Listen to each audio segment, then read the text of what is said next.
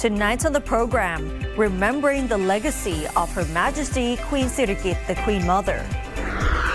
Then Thailand's strategic role in U.S.-China rare earth tensions. And a local boat ride with cats.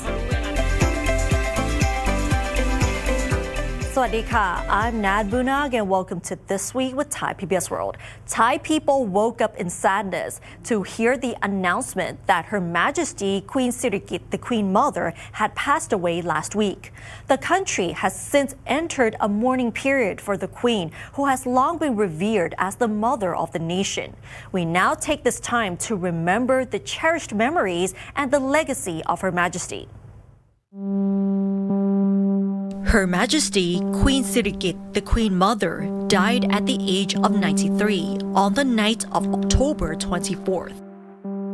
The news announced at 7 a.m. the next morning shocked many Thais, immediately putting the nation into a state of deep sorrow. Thousands of Thais from all walks of life gathered along the streets to say their final goodbyes as they witnessed the procession of her royal remains from King Chulalongkorn Memorial Hospital to the Grand Palace.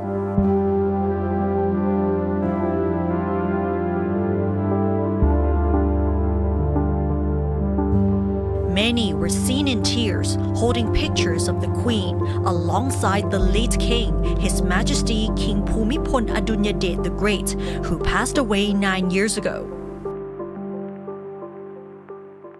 Her Majesty Queen Sirikit, the Queen Mother, devoted her life to serving the Thai people.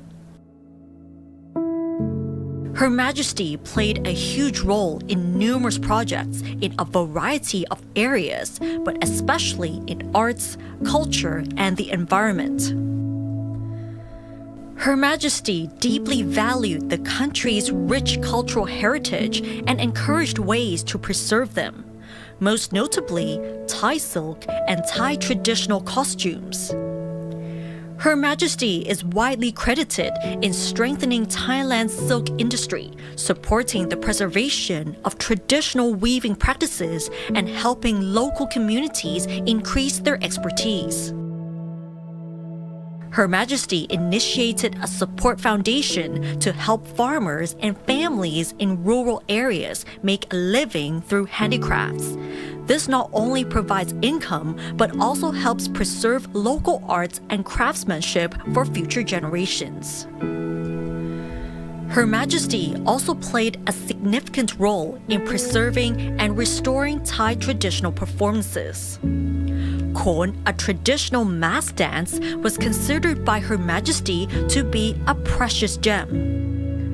Her Majesty issued guidance on how to develop the performing arts while also preserving the tradition and attracting a new generation. Khon became listed by UNESCO as an intangible cultural heritage in 2018. Her Majesty also loved nature and placed high importance on preserving forests, water sources, and wildlife, and their crucial roles in people's lives. Her Majesty initiated the Pa Rak Nam project to encourage the planting of trees in degraded forests. It also educates villagers on the importance of forest conservation and ways to prevent deforestation. Following the passing of the Queen Mother, international condolences have also poured in.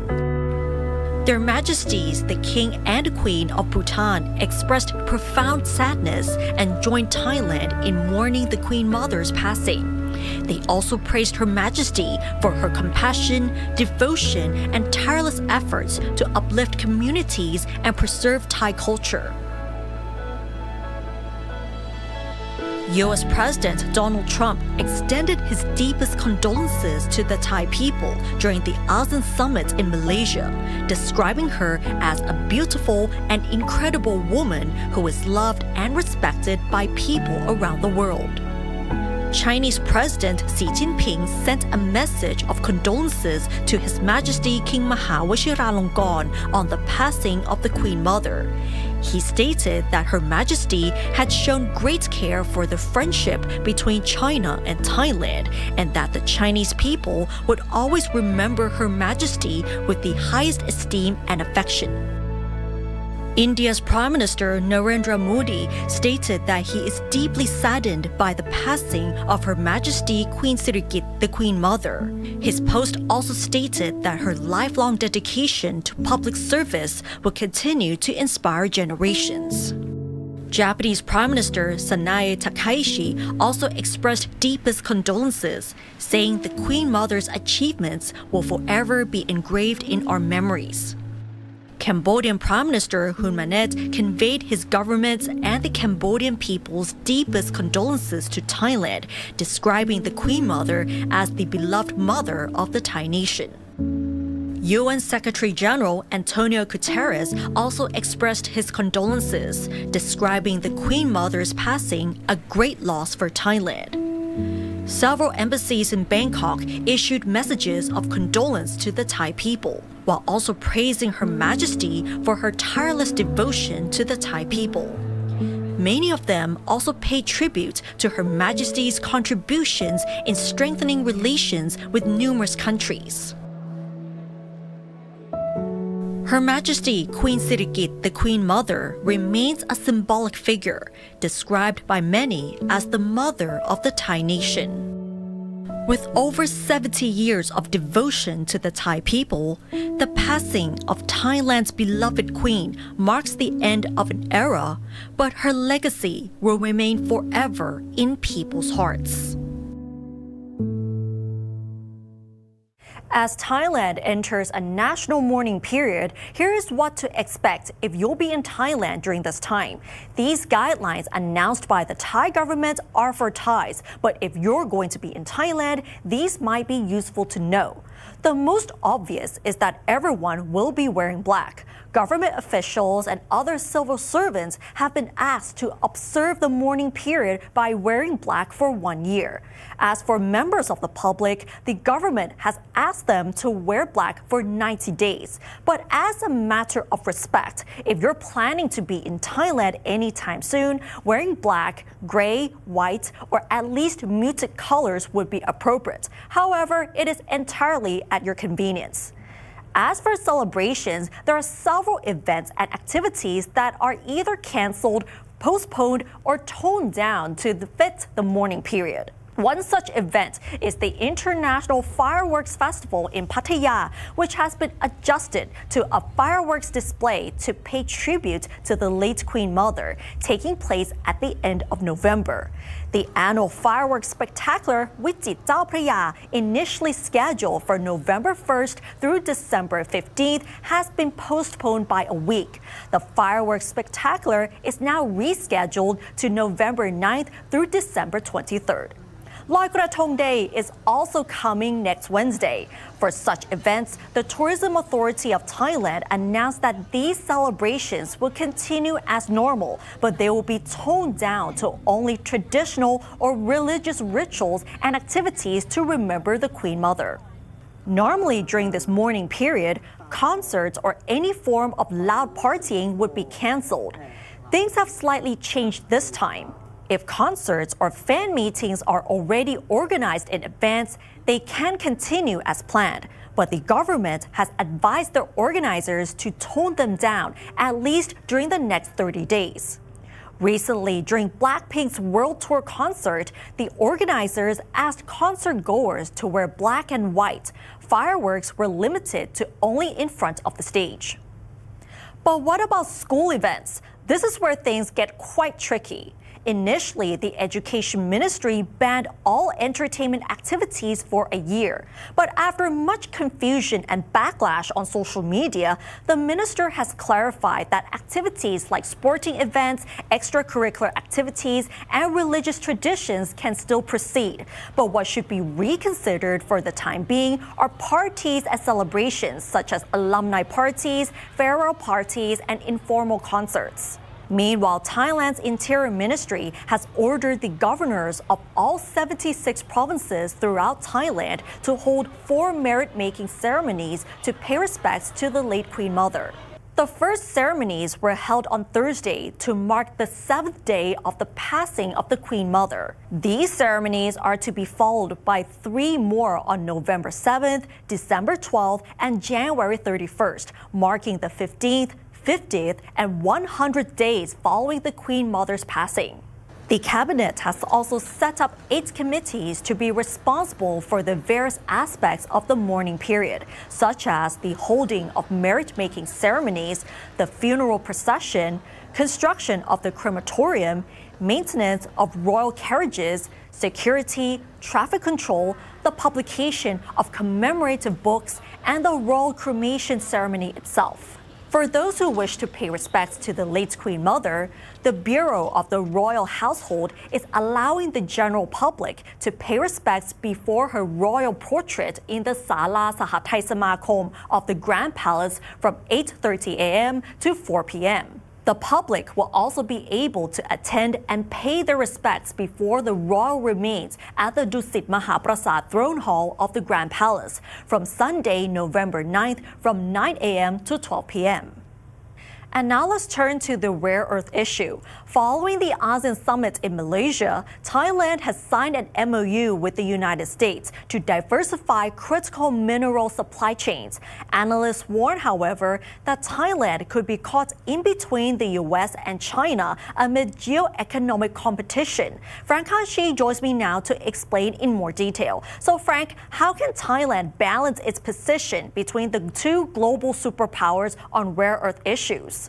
Hannah, Thailand is facing potential backlash from China as the country has signed a MOU with the United States on cooperation to develop rare earth minerals in the country. As China accounts for 70% of rare earth processing and roughly 90% in refining in the globe, the United States is aiming to hold hands with its allies to disrupt China's dominance in this immensely valuable supply chain. Rare earth minerals are very critical in global power game since these metals can be made and used for televisions, smartphones, and EV cars, as well as military weapons like missiles and UAV and drones. And analysts say that Thailand needs to be very careful in crossfires over rare earth metals between 2 superpowers. The agreement with America on the rare earth, on one hand, will not affect, for example, what we call the balance in terms of we are more inclined to China. But with one thing that we have to be careful, because the agreement is also touch on the security. China occupies 70% of what we call the processed mineral, and half of the world reserve also is with China. But what we have to do is the processes from the downstream, upstream. So the detail could be seen more carefully in the future. Who is the ownership? What is the technology? All this one, that is not just in detail. So we have to see what will happen in detail. During the ASEAN summit, Thailand also signed another joint agreement with the United States on reciprocal trade, with 99% of U.S. goods tariff eliminated to Thai market. Professor Somchai said that Thailand was forced to sign this agreement. We have no choice. Look at what happened with Vietnam and the Philippines. They have given 100% access. So this is not an agreement, it's an uneven agreement. All of us look at one thing. It is half what we call free trade. Normally free trade means what? Goods between 2 countries. If it is bilateral, it's tariff free, no quota, on 2 way. But on the contrary, the agreement that we have, we are 99% free, but they charge at 19. So it's uneven. The annex free means that products could enter America with tariff free. So what we need to do is that try to promote, for example, or agree with America that could it be possible that expand a certain access for Thai product into through the tariff. At least we have already yield to America, like what we call the rare earth. That is something that we yield to America. Business communities also raised concerns over tariff issues and rare earth supply chain. President of Thai Chamber suggests that Thailand needs to find a best position between the superpowers amid geo-economic competitions. Since the United States seek to reduce its dependency on China, Thailand has an opportunity to attract more U.S. investment and technology transfer, which would enhance domestic production value and employment. However, Thailand must also be cautious about the potential environmental impacts and over-reliant on a single trading partner. The reduction of the tariff on almost all products from the United States will enable Thai food and feed producers to gain better access to the high-quality raw materials at more competitive costs. Consumers will also benefit from the greater quality of goods. However, Thailand must prepare support measures for entrepreneurs and farmers, while accelerating efforts to upgrade product standards and enhance production capacity efficiency to remain competitive in a more liberalized market. So Nant, on the economic front, Thailand is closely working with China, but on the security front, Thailand right now is inclining to work with the US over rare earth supply chains. So now, how can the Thai government walk on the tightrope between the tensions amid the geo-economic competition and US-China competition there is the key for the Thai government. Back to you. All right, thank you, Frank. And now let's have a look at the other stories making headlines throughout the week in our weekly roundup. Prime Minister Anutin Chanvirakul has tried to assure the Thai public that they don't need to be overly concerned about the Memorandum of Understanding on Rare Earth Elements signed between Thailand and the United States at the ASEAN Summit in Kuala Lumpur on October 26th. The Thai government explains that the MOU is intended to strengthen cooperation on critical mineral supply chain development and promote trade and investment in critical mineral resource exploration, extraction, processing, and refining. Thailand and Cambodia have agreed to start withdrawing and adjusting their heavy weapons from their shared border on November 1st. The decision marks a positive step following heightened tensions between the two nations since May. The implementation of the process will be observed by the ASEAN Observer Team. Thai herbal inhaler manufacturer Hong Thai is recalling 200,000 jars of its popular herbal inhaler and making full refunds or replacements following the finding of microbial contamination in its Formula 2 product by Thailand's Food and Drug Administration.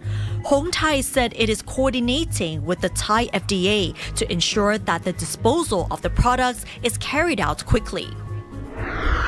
And now let's talk about health. Sirikit Hospital is expanding its humanitarian work internationally.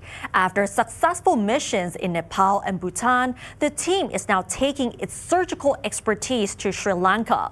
The effort represents a powerful and compassionate form of medical diplomacy by Thailand. This patient underwent knee surgery today at Sirikit Hospital. She is expected to walk unassisted soon. The specific surgical technique used, which is cutting-edge medical development pioneered by Sirikit, typically enables patients to walk within a few hours. The technique is focused on minimal invasive. Minimal invasive, that means we try to minimize the soft tissue injury during surgery. So when we replace the new knee with the implant alloy, metal alloy cover, with the new surgical technique, we didn't damage any soft tissue, only from skin, and then we didn't violate any muscle or ligament. And so the patient after surgery have very less pain. Another successful factor is our team. Our anesthesiologist team is one of the keys of success, because anesthesiologist right now give the optimum anesthetic agent like a local regional block and peripheral focus on special nerve block, the nerve that have create big pain after surgery. They block that nerve stimulation, so the patient can walk without weakness.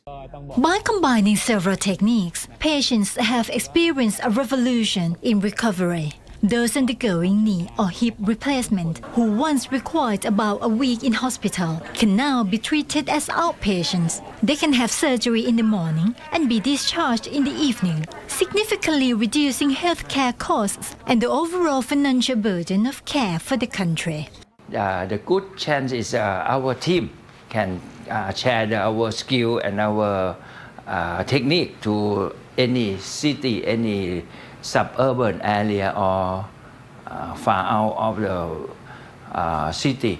That every time after we perform knee surgery together, 5 cases, 10 cases, all of them can learn easier and more confident to do this technique by themselves. That means the patient in the far distance of the city don't have to go to Bangkok. They can go to their own hospital in the city right now. After traveling to 24 cities across the country to perform knee replacement surgeries for the poor in remote areas, the medical team has expanded its services to other countries such as Nepal, Bhutan, and this year, Sri Lanka, through a project called Love for Humanity by Sirikit, which was founded by Dr. Sirikit himself. I learned, start with the orthopedist and study, specialize in the joint replacement. So we keep the love by give joint replacement surgery service to the poor one in the distant area. We think we can give love to the human that far away. The total estimated cost across the 3 countries is nearly 30 million baht, including Sri Lanka, where the medical team will perform about 70 free knee replacement surgeries for Sri Lankan patients. The fundraising efforts are led by 3 highly respected monks, Pra Ajahn Sutham, Pra Ajahn Inthawai, and Pra Ajahn Aninman, who help raise funds through Papa. We have already done that. Yes, we have already done that, and then so that's why we have enough fund, because a lot of things that we have already ordered. The doctor has already ordered all this knee transplant or the kind of titanium, and each knee costs quite a lot. So we have already ordered that, and then a lot of team, our doctor team has been flying in and out of the Sri Lanka to check the status, to check the patient, to the readiness of all the operation theater, and then so they can really calculate that what else they need, because a lot of things, if they don't have it, we have to carry from our country, and in order to carry on, of course, we have to clear the custom, and then to make sure that we'll bring back all those things back into Thailand. So it's go to all the nitty-gritty is so much, a lot of details. It takes time. The Love for Humanity by Sirikit Medical Project will run from November 15th through 21st, 2025 at Candid General Hospital. It serves as a royal merit-making tribute for Her Royal Highness Princess Mahachakri Surinthorn, the Princess Royal, on her 70th birthday, and marks the 70th anniversary of diplomatic relations between Thailand and Sri Lanka. And local markets have been part of Thai culture, but there's also a historical market near Suvarnabhumi Airport called Huatake Old Market. The market was abandoned for some time, but the community made several attempts to revive it until the boat-riding cats finally brought it back to life. Let's find out more with Warisara Sahan.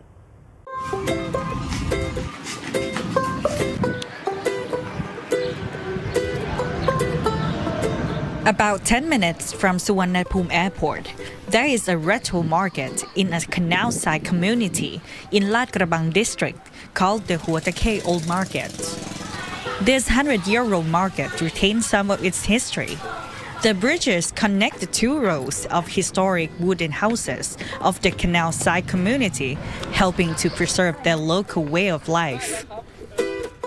For a century, it was a famous floating market dating back to the King Rama V era, when the waterway was the main method of transportation. As time passed, roads and streets began playing a major role in transportation, and land-based markets were increasing in popularity.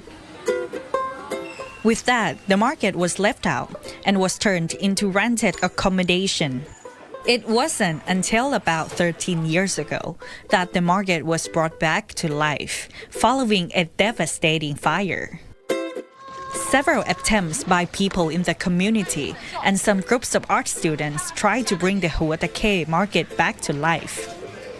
ก็จัดงานชื่อว่าตลาดนัดศิลปะโดยจุดเด่นของที่นี่ก็คือว่ารายล้อมด้วยสถาบันการศึกษาเกี่ยวกับศิลปะก็คุยกันแล้วก็มาร่วมกันทำกิจกรรมก็มีทั้งทำเวิร์กช็อปแล้วก็เอาของที่เป็นผลงานของนักศึกษาเนี่ยเอามาจำหน่ายตอนที่เราจัดงานนั้นน่ะคือมันเรียกคนมาได้แต่ว่ามันมาได้ในช่วงเวลาสั้นๆคืออาจจะเป็นแค่เสาร์อาทิตย์ของเดือนนั้น Without the art market, it was kind of like a half-asleep market until boats with cats riding them woke it up.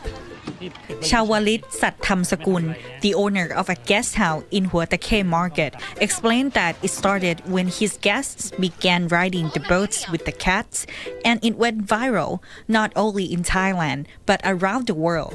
This is Sompan. Sompan, she usually jumps across like the boats in the different boats. So when it comes to a boat ride with these cats, usually Kun Pao, if you can see behind me, he helps paddling the boat. And then there's an activity about picking up trashes along the canal. So with this, it's not only just sightseeing the old market, but it's also helped cleaning the canal as well. And I feel like she's peeing on me right now. Shawalit told us that they were all stray cats back then, as the market had become quite neglected. It started when he has just opened his restaurant before expanding to the one and only guest house in Huatake Market. He usually paddles his boat to a fresh market, and then these cats jumped on the boat, tagging along with him. Since then, this has been their routine for years, to have these cats on the boat ride, even before they went viral. อาจจะเป็นคนจีนรายแรกที่จองมาแล้วเราก็ทำเหมือนแขกทั่วไปก็คือตอนเย็นน่ะมานั่งเรือกับแมวนะเขาก็ดูแปลกใจเหมือนกันว่าอะไรวะไม่เคยรู้อะไรเงี้ยพอลงเรือก็ถ่ายรูปถ่ายคลิปเหมือนนักท่องเที่ยวทั่วไปแต่ว่าวันรุ่งขึ้นก่อนที่เขาจะเช็คเอาท์เนี่ยเขามาบอกเราบอกว่าถ้ามีคนจีนติดต่อมาเยอะๆอย่าแปลกใจนะ After that, he started booking boat rides with cats, as this helped in reviving Huatake Old Market. It first attracted Thai tourists, followed by visitors from China, ASEAN countries, and Europe. Although his cats have gained popularity around the globe, there are some negative comments and posts attacking him, saying he's doing this for money. คือเรามีความสุขที่เราเห็นคนยิ้มคนแฮปปี้คนเอามือถือมาถ่ายรูปอะไรพวกนี้ก็เราก็เลยคิดว่าถ้าเจตนาเราดีก็พยายามมองผ่านไอ้พวกนั้นไป Shawalit stressed that he does not plan to do this for long, even though the bookings are already through the first quarter of the next year. He sees that since the boat rides with cats fever, the market started to fill with people. More nostalgic shops have opened, as well as various workshops and painting activities run by artists who graduated from the College of Fine Arts, especially on the weekends. Due to the limited space, it would be challenging to expand the market. Shawalit, though, sees that the market itself, with its historic and artistic backgrounds and its location, which is near Suvarnabhumi Airport, has potential to be developed and stand out alone, even without his cat's boat rides. Warisala Sehan reporting for Thai PBS World.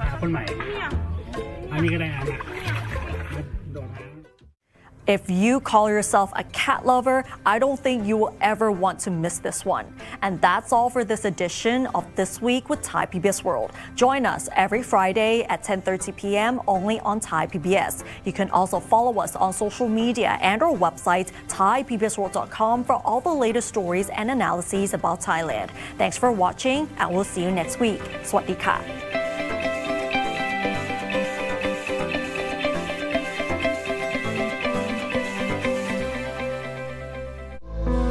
สมเด็จพระนางเจ้าสิริกิติ์พระบรมราชินีนาถพระบรมราชชนนีพันปีหลวงเสด็จสู่สวรรคาลัยพระ